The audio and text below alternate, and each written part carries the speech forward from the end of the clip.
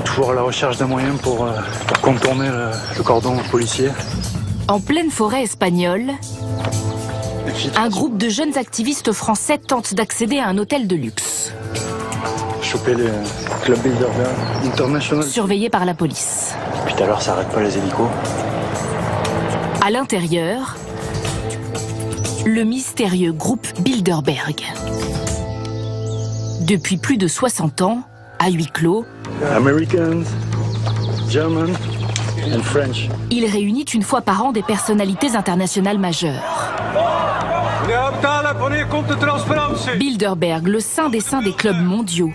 Un groupe secret, hermétique. Margaret Thatcher, Bill Gates ou Emmanuel Macron y sont allés. Bilderberg, ou la réunion cachée qui déciderait de l'avenir du monde. Impénétrable Bilderberg. À défaut d'y être invité, nous prenons la direction du Tyrol autrichien. Nous avons rendez-vous avec un élu local resté lui aussi à la porte de Bilderberg. C'était il y a 3 ans, lors de l'édition 2015.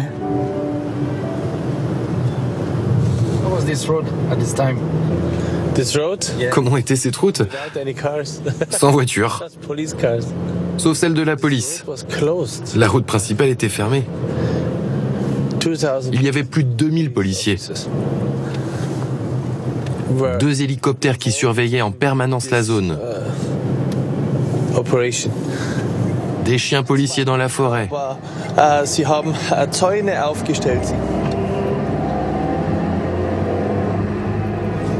Je n'ai jamais croisé un seul invité de Bilderberg. Non. À l'époque, le groupe prend ses quartiers dans ce décor à la James Bond, cet hôtel 5 étoiles. Un des rares Français à y avoir été invité lève un peu le voile sur le mystère Bilderberg. Tout a commencé par une étrange invitation. J'ai reçu un mail de quelqu'un que je ne connaissais pas, me disant, voilà, si ça vous dit, vous êtes le bienvenu pour l'édition 2017 de cette rencontre. J'ai accepté parce que, pour voir ce que c'était. Comme à chaque édition, le lieu est tenu secret jusqu'au dernier moment. 100 à 150 personnes s'enferment ensuite dans un hôtel privatisé, ultra sécurisé. À la tête du groupe Bilderberg depuis 6 ans, le Français Henri de Castres, ex-PDG d'AXA. Avec un comité, il sélectionne les invités et les thématiques abordées. Pendant 2 jours et demi, ils vont parler montée du populisme, Russie ou leadership américain par exemple, souvent sous un prisme libéral. J'ai pris beaucoup d'intérêt à écouter les travaux des uns et des autres. On travaille beaucoup à Bilderberg, du matin au soir. Vous comprenez la vision du monde des interlocuteurs qui sont là. C'est-à-dire, globalement, les dangers qu'ils identifient en matière de crise internationale, par exemple. Les opportunités qu'ils espèrent. Mais, le jour où il se produit un événement, comme par exemple la crise coréenne, vous avez en tête la façon dont les Américains et les Chinois peuvent réagir. Et ça vous aide dans l'analyse, dans l'interprétation des événements. À Bilderberg, pas de protocole. Les invités sont assis par ordre alphabétique. Thierry de Montbrial, membre du club pendant 30 ans, se souvient d'une atmosphère. Je me souviens une fois, j'avais entamé à l'un des repas une discussion tout à fait intéressante avec mon voisin. Puis je m'aperçois que c'est le président en exercice de l'Autriche. Nous parlions tout à fait normalement. J'ai fait la queue, je me souviens aussi, discutant avec Bill Gates, parce qu'on était en train de faire la queue pour se servir à déjeuner. Bon, ce qui est amusant, c'est qu'il y a un esprit d'égalité, au moins pendant le temps de ces rencontres, où tout le monde se comporte dans cet esprit-là. Pourquoi grands patrons ou chefs de gouvernement se réunissent-ils de façon si secrète ? La jeunesse de Bilderberg se dévoile d'abord sur le fronton d'un hôtel, au cœur d'une forêt hollandaise.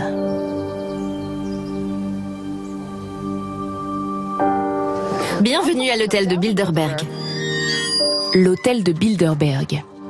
L'histoire du groupe qui porte le même nom démarre ici, au hameau de Bilderberg, en 1954, en pleine guerre froide. Le prince Bernhard des Pays-Bas adresse une lettre à une soixantaine d'invités, politiques, têtes couronnées, industriels européens et américains. J'apprécierais vivement que vous assistiez à une conférence non officielle qui se tiendra fin mai aux Pays-Bas. Elle abordera les problèmes auxquels est confrontée notre civilisation occidentale.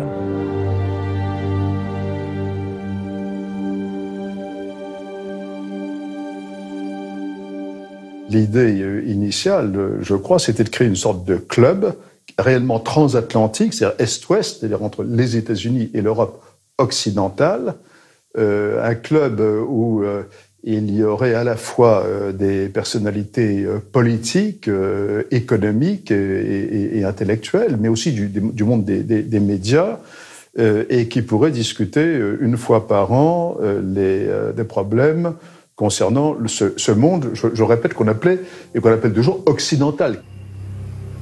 La première des réunions secrètes dure 3 jours. L'hôtel est sanctuarisé. Aucune livraison autorisée. Personne ne rentre, personne ne sort. Ambiance de défiance, quasi paranoïaque, car on craint les espions soviétiques.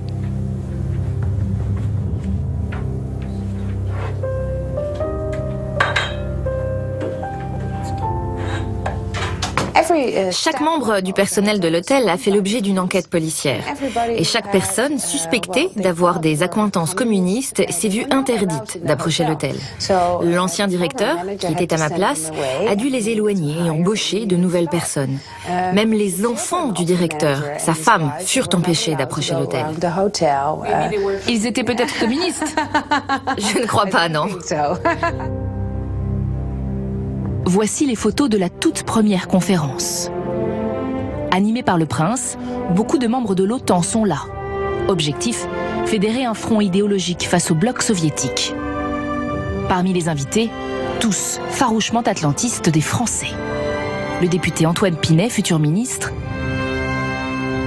ou Guy Mollet, futur président du Conseil, et bien sûr beaucoup d'Américains. Ici, c'est notre ancien prince. Ici, c'est David Rockefeller. Et Henry Kissinger.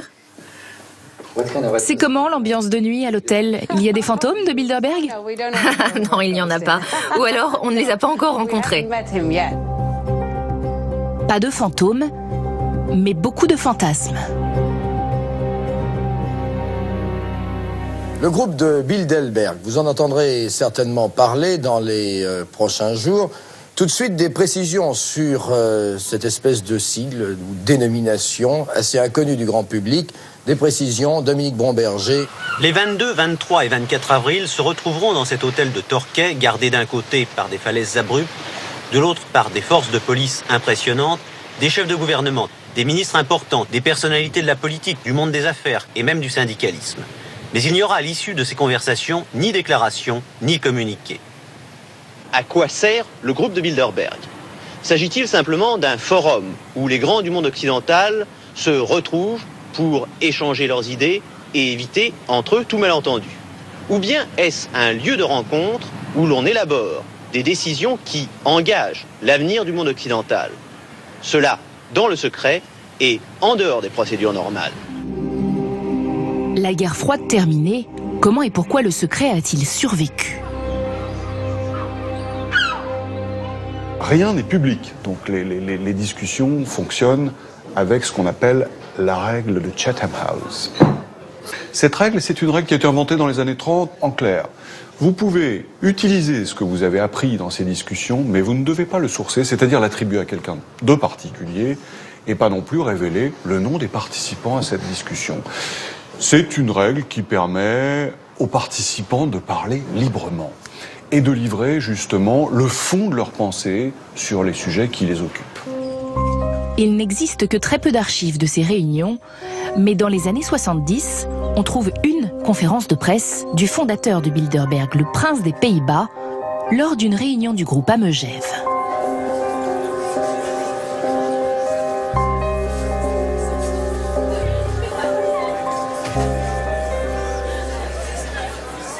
On ne fait jamais de résolution, aucune, jamais de recommandations. On parle sur le sujet et voilà. Allez-vous avant tout discuter des questions économiques ou avant tout des questions politiques? Tous les deux. Tous les deux, ça s'est toujours mélangé toutes les années depuis le commencement que nous faisons ces conférences. Ce jour-là, il n'est pas peu fier de rappeler que le groupe Bilderberg a vu venir le choc pétrolier de 73. Sans savoir, nous étions des petits prophètes. On dit la possible crise d'énergie.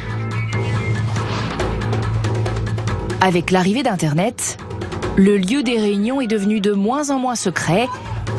Bilderberg et son opacité de plus en plus critiquées.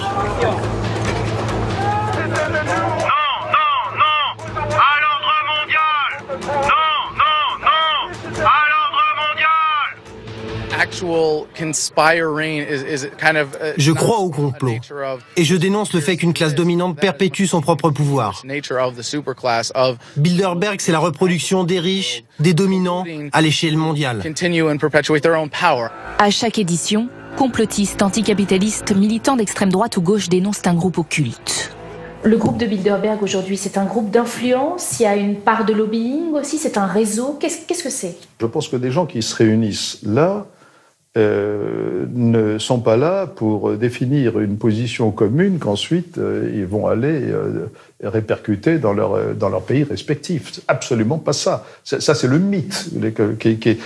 On parlait pardon. On se coupe pas en deux non plus quand on est un homme public. Attendez. Ce mythe d'une espèce de gouvernement caché qui en somme prendrait des décisions pour le reste du monde, c'est sympathiquement absurde. Pour les anti-Bilderberg, le groupe serait le temple de l'entre-soi. On a l'esprit un peu focalisé en France sur les éditions précédentes où une année, Macron a été invité, l'année d'après, Édouard Philippe. 18 mois plus tard, l'un est président, l'autre est Premier ministre. Du coup, évidemment, les complotistes font le lien de cause à effet en disant « Bien sûr, c'est parce qu'ils ont été à Bilderberg qu'ils ont été choisis là-bas, adoubés, et donc élus. » Ça n'a aucun sens. Et c'est même d'une naïveté confondante, si vous voulez. La réalité, c'est que quand vous êtes sur les rails sur les trajectoires de la réussite, normalement, c'est le rôle, probablement, de certaines personnes dans ces organisations, de vous identifier, de vous contacter, et puis de profiter de votre savoir. Est-ce que Bilderberg peut être un accélérateur de carrière ?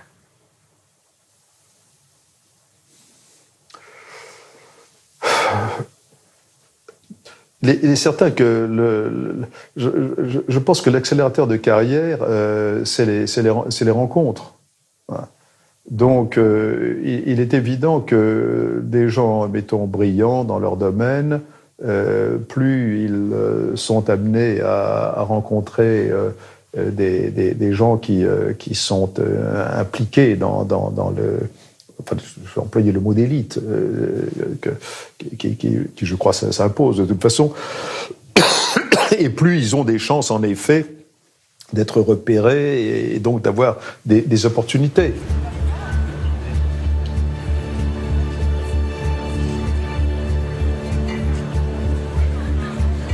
Ces liaisons dangereuses, il n'y a pas que les complotistes qui les dénoncent. Pour Mesut Onay, l'élu autrichien, c'est un déni de démocratie.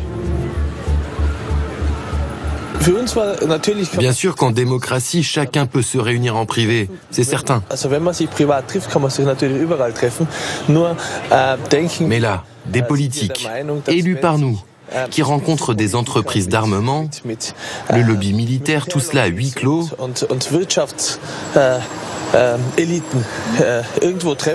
Les thèmes qu'ils abordent nous concernent forcément.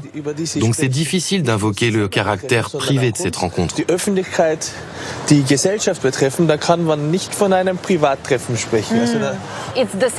mais à ce compte-là, s'ils dînent ensemble en ville, c'est aussi scandaleux selon vous. Oui, mais quand ils le font en ville, ça ne coûte pas des milliers d'euros aux contribuables, comme c'était le cas ici en 2015. Le problème, c'est que le contenu des échanges et l'accès à l'information est privatisé. Mais les coûts d'organisation, eux, sont mutualisés.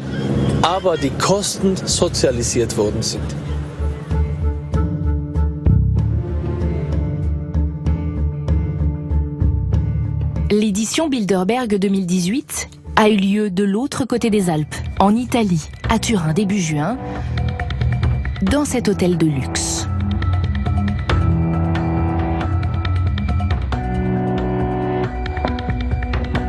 Bilderberg est le reflet de la structuration des pouvoirs dans nos sociétés. En ce sens-là, on peut s'en prendre à Bilderberg, mais c'est pas le sujet. On aboie sous le mauvais arbre. Le bon arbre, c'est la façon dont sont sélectionnées les élites en France et aux États-Unis, et probablement dans d'innombrables pays, en tout cas dans les pays occidentaux. Cette année, côté français, Jean-Michel Blanquer et Bernard Cazeneuve y sont allés, et comme toujours, depuis plus de 60 ans, rien n'a filtré.